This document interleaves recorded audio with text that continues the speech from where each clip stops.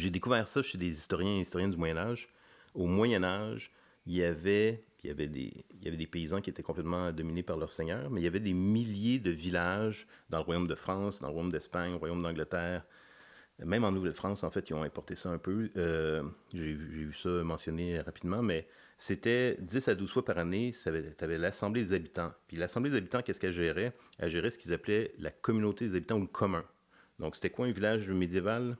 C'était, ils avaient ensemble un champ, le moulin, le puits, un bout de forêt, tout ça. Puis ça appartenait au commun. Ça appartenait ni à toi ni à moi. Ça appartenait au village, à Rawdon. Et puis, ils pouvaient louer ça. Ils pouvaient l'utiliser en commun. Et on avait ce qu'on appelait l'usufruit, c'est-à-dire que tu pouvais l'utiliser sans le détériorer. Euh, et, euh, et c'est pour ça qu'il y avait des assemblées, parce qu'il y avait quelque chose à gérer. Il fallait qu'ils discutent ensemble. Bon, ben là, on a des vignes en commun. Nous, quand est-ce qu'on va faire la récolte? Robert disait, moi, je pense que c'est mieux telle date. L'autre disait, ben moi, je pense qu'on devrait faire ça comme ça. Les moissons. L'autre village veut nous acheter du bois de chauffage. On va faire telle affaire. C'était eux qui votaient pour leur enseignant, leur instituteur. Des fois, il y avait des assemblées juste de femmes pour se nommer une sage-femme. S'il y avait, tu sais, au Moyen-Âge, il y a tout le temps les loups, puis les brigands, puis les dragons, puis les barbares, puis tout ça, là. Fait que là, quand il y avait des problèmes, ils s'embauchaient des gardiens. Là, ils se payaient un berger parce que des fois, il y avait des troupeaux pour le village.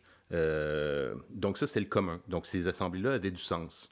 Et puis, à la sortie du Moyen-Âge, quand ils ont commencé à privatiser les terres du commun en Europe, puis ailleurs, mais en Europe, ces terres communes ont commencé à être fractionnées puis à être vendues, puis c'est les grandes familles des villages qui les achetaient. OK. Ben là, peu à peu, les assemblées, il n'y avait plus de personnes qui allaient à l'assemblée. Il y avait plus rien. pouvoir, Il y avait plus rien. Non, c'est pas une question de pouvoir, mais il n'y avait plus rien. Il n'y avait plus de commun. Il n'y avait OK, plus rien à il y avait gérer. rien à gérer Fait de toute manière. fait que ça sert à rien de se réunir. Et ce qui nous manque aujourd'hui, au Québec ou ailleurs, c'est qu'on n'a pas de commun. Fait que toi, tes voisins, je sais pas si tu les connais.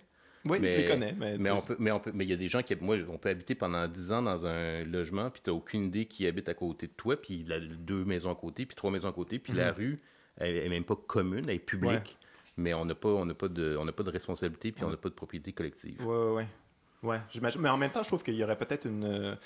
Puis juste pour terminer là-dessus, pour les personnes qui sont syndiquées, ont sans doute vu ça s'ils ont eu cette expérience-là, ou les personnes qui ont participé au mouvement étudiant, c'est la même chose pour les assemblées syndicales ou les assemblées du mouvement étudiant. Quand il n'y a pas de gros conflits qui s'en viennent, ces assemblées-là, elles sont vides, c'est pas intéressant.